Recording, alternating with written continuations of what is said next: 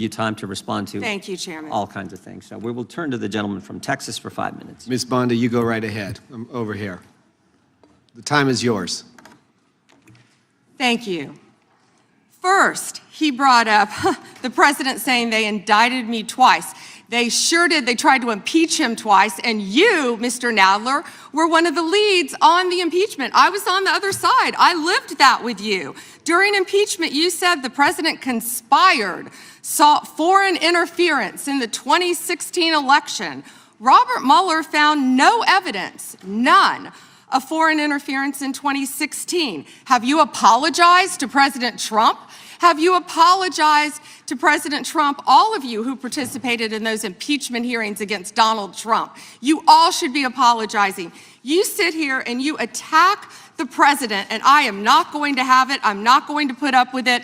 You know, all they want to do, the American people need to know this. They are talking about Epstein today.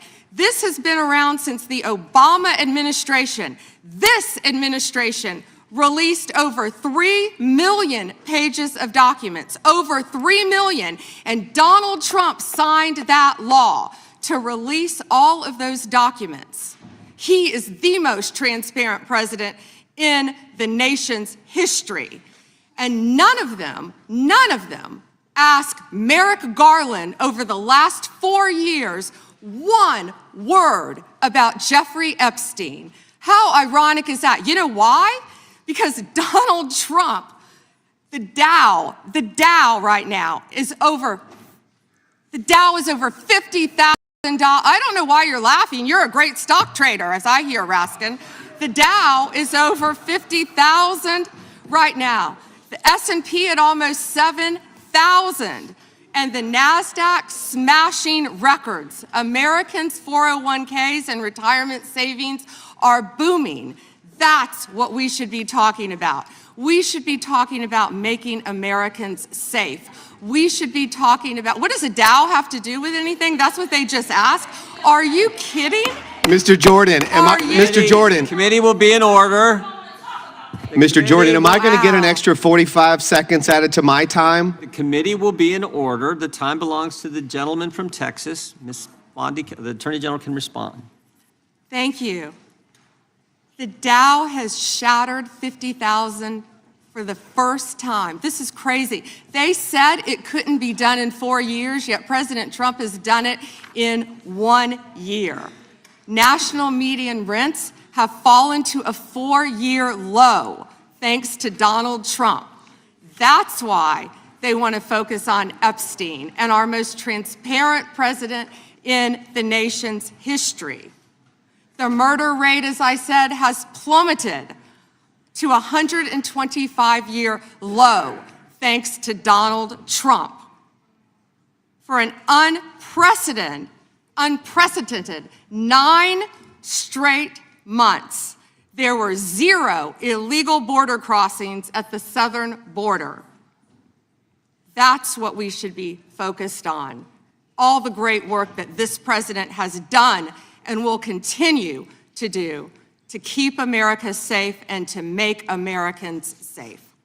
Thank you, Attorney General Bondi. I agree with you totally. I think you've done a fine job. I think that Democrats, in fact, should be apologizing to the Epstein victims for doing nothing during the 4 years that they were running the government. We did not hear about this, and it took you and President Trump to finally provide transparency and give answers to the American people, and I want to thank you for that. I want to thank you also for standing up for truth today and for fighting back against the theatrics and the time waste that you will endure over the next hour or two. I want to apologize on behalf of my colleagues on the left. They're not all that bad, but they've got to put on a show. And I'm sorry that you have to go through that. And I would like to yield the last, I'd say 40, but 40 is 80 seconds. The clock says 40, but I've got 80 seconds since I was so rudely interrupted, and I'll give all 80 seconds to Chairman Jordan. And I would just yield to the Attorney General if she has anything to add. I'm fine to continue. Thank you, Chairman. All right, the chair now recognizes, the gentleman yields back. The chair recognizes the gentlelady from California. Thank you, Mr. Chairman. I would note that Mr. Nadler's question has not yet been answered, but I want to start by asking that out of respect for the American public and the Epstein survivors, some of whom, of course, are here today, that we can have a transparent conversation and get the public the answers they deserve. I want to briefly direct your attention to two documents I'm hoping we will put up on the screen. In the first, an individual emails Jeffrey Epstein asking whether a woman identified as M was pro or civilian, and Epstein responds that she was a civilian, Russian, and fun.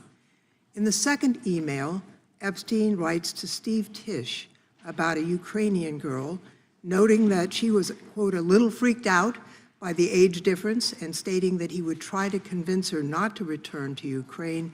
He then instructs Mr. Tisch to call him, adding, I don't like records of these conversations. So I'd like to ask a straightforward question that really is either a yes or no answer. Do these emails constitute credible evidence, not proof, but credible evidence warning further investigation into whether Steve Tisch was involved in Epstein's criminal conduct? Do you think yes or no? I'm not going to play a yes-no game with you, but I will answer the question to the best of my ability. As I said, we will look and investigate any case involving any victim. I'm not familiar, there were 3 million pages, of course, with that email, but of course, we will look into anything. The documents have been released, 3 million, the redacted versions, we left them open for all of you to come view. I believe you view them, if not, will you have some copies? I'd like to. Could I finish, please? I'm not being rude, please. I only have 5 minutes. No, yeah, and I only have 30 seconds based on your filibustering. Well, you didn't give a yes or no Gentlelady from answer, California. so let me just go further. Director Patel testified in this committee room that there was no credible information indicating that Epstein trafficked victims to anyone else. And glancing at the documents, that proves that's not the case. In July, your department issued a memo stating that it had conducted an exhaustive review of the Epstein files and concluded that no additional individuals would be charged. So I did go over to the Department of Justice yesterday. I would note that 400 and all our 35 members are in the House, and there's 4 computers. So it would take many months to actually have the time. I only had a few hours. I think the transparency argument is really kind of a sham because it's not really possible. Whoa. Did you have to wait to get a computer? It is not possible Hang on. to really go in. I did, however, see a U.S. attorney information for the Southern District of New York indicating that there were additional survivors and probable co-conspirators. Other members of Congress have uncovered likely co-conspirators whose names were blocked out. Now, the Epstein File Transparency Act, which all but one member of this House voted for and the president signed, requires the department to release everything except that it needs to be redacted to protect the victims or an ongoing prosecution, which apparently there is none from the testimony we have received. I am concerned that this act has not been fully complied with. When Director Patel came to the committee, he admitted that up to 1,000 FBI agents had gone through the files and redacted President Trump's name from them. And it's pretty clear that what has been transmitted from the FBI continues to redact President Trump's name, even though he is mentioned thousands of times in these files. So I think the credibility of the department in terms of complying with the act has been damaged. And I think the department's credibility has been damaged in other ways. I think we all saw the horrible video of American citizens being killed by ICE agents in Minneapolis. And I think how the department has handled these cases raises a lot of doubt about the department. State and local police in Minnesota got a court order to get access to the crime scene to be sure evidence would be properly preserved by federal agents. But they took the agents defied the court order, and in a departure from general policy, the DOJ is not collaborating with state and local law enforcement on these homicides. So I really think that is a disgraceful approach to the homicides of American citizens, and really does nothing to bring credit to your department. And Mr. Chairman, I would yield back. Gentlelady yields back. May I answer? Attorney General can respond. I find it interesting that she keeps going after President Trump, the greatest president in American history. And if they could maintain their composure, this isn't a circus, this is a hearing. I find it interesting she keeps going after Donald Trump. She doesn't say how much money she took from Reid Hoffman, did you? None.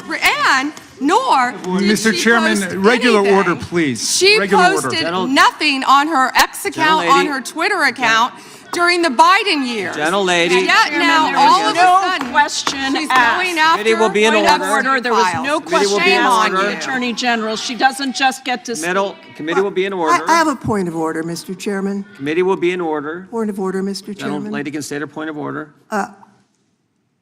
When a witness attacks, Not a valid point of order. You got to state. She hasn't completed her point of order haven't yet. got Please a let her side- speak, Mr. Chairman. Let's have some regular order here. Regular order is you got to state the rule. And she I am didn't do it. trying to make a point of order that the witness, And what without, rule are you referring to? without responding to a question, has attacked me personally. I think it's pathetic that she can't answer the questions and First instead time is that attacking is not even close members to a of the point of committee. order. The gentleman from Wisconsin is recognized.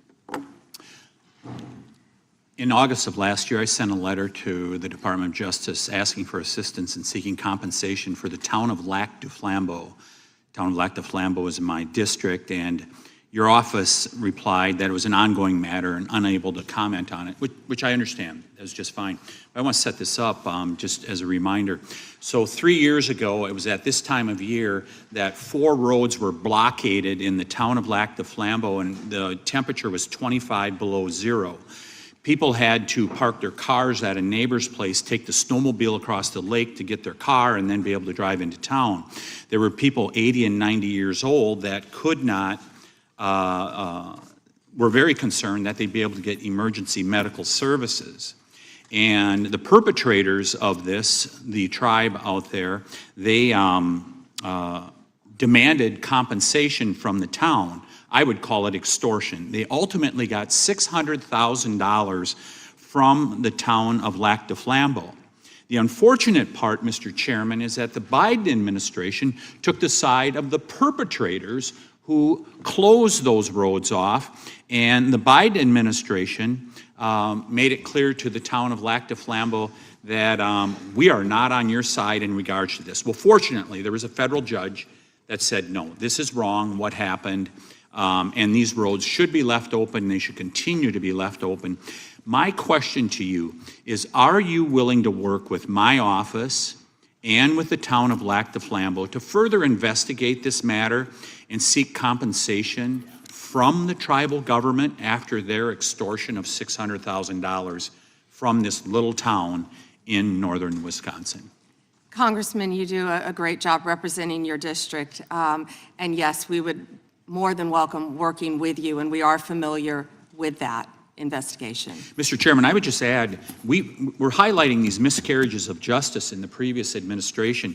This is just another one of those small examples, no different than the Catholic Diocese in Richmond and many others that you have retold so many times. But here's another instance of what they did to a small town and nearly bankrupted them as a result of it. Fortunately, there was a federal judge that saw through it and has fixed it. I want to move on to fraud enforcement. You've established a National Fraud Enforcement Division, is that correct, Madam Attorney General? Yes, Congressman.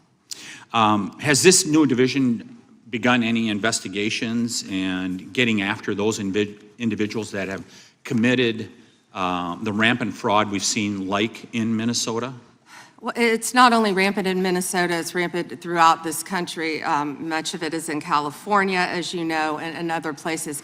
Yes, we are working on it actively. Our criminal fraud division has been working on it. We are expanding that. It was the Vice President's idea to come up with this amazing separate fraud division, which we are establishing and going nonstop, not only to expose the fraud in Minnesota, but around the country. It's taxpayer dollars that have been stolen from the American people, and we are committed to recovering that money and holding those people accountable. Mr. Chairman, I would remind everyone here, why did this happen in Minneapolis? Why did federal law enforcement have to go to Minneapolis?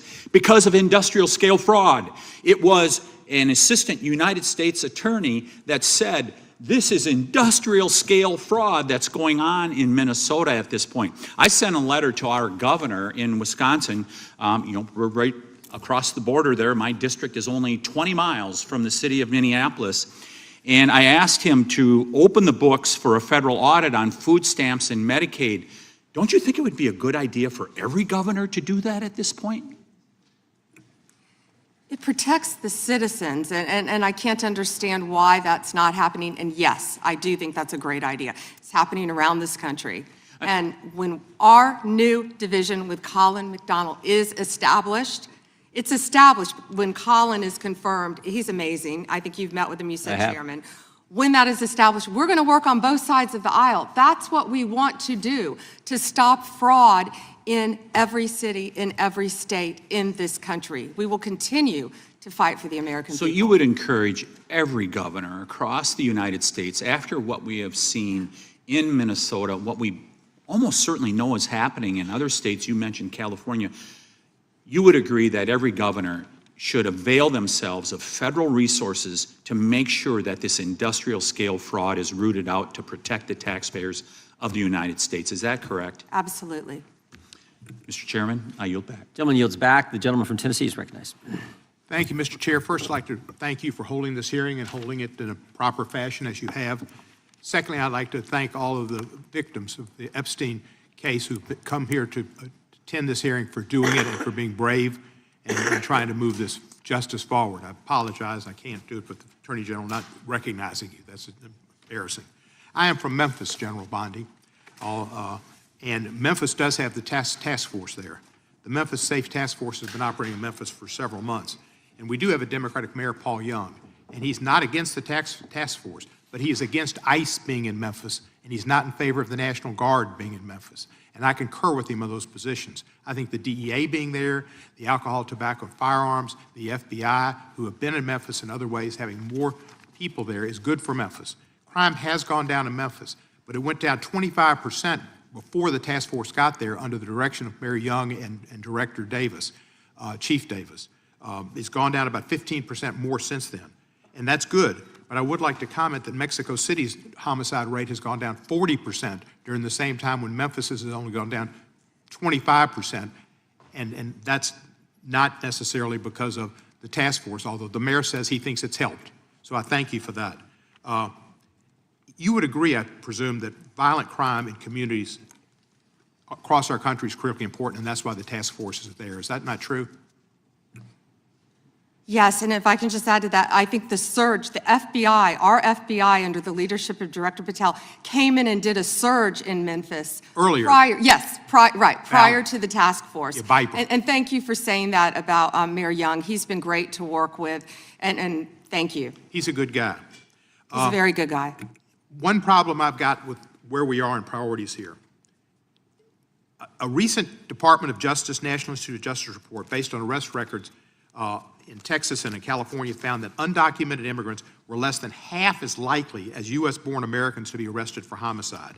And this pattern holds for assault, sexual assault, robbery, burglary, theft, and arson. Half as likely to be arrested for drug offenses. So I ask you, and I've written to you about this, there are TV ads that run that say to local law enforcement, specifically, says, are you tired of having your hands handcuffed because you can't do the things you wanted to do when you joined? And if you want to do something different, join ICE, and you'll get a $50,000 bonus, and we'll pay off your debts, student debts, and we'll help you with pensions, et cetera, et cetera, et cetera. So they're encouraging local law enforcement to leave local law enforcement and go to work for ICE. We need people working in the front lines of local law enforcement to protect our citizens from the worst of the worst. The worst of the worst are not the immigrants. The worst of the worst, records show, are native-born Americans, and they are committing crimes that hurt our citizens and our cities, and you're working against it, and thank you for that. But by trying to get our local law enforcement where we have an undercount of officers in Memphis to leave Memphis and go to work for ICE to deport people is a wrong priority. Why are we trying to get people, policemen who are working on the front lines, to leave the front lines, take the $50,000 and go to work for ICE and instead of working to fight the worst of the worst? Congressman, I have not yet seen that commercial, that ad. I would argue that we need strong people in both local law enforcement, state law enforcement, and all of our federal agencies working together. I've seen some of the worst violent criminals who were in this country illegally.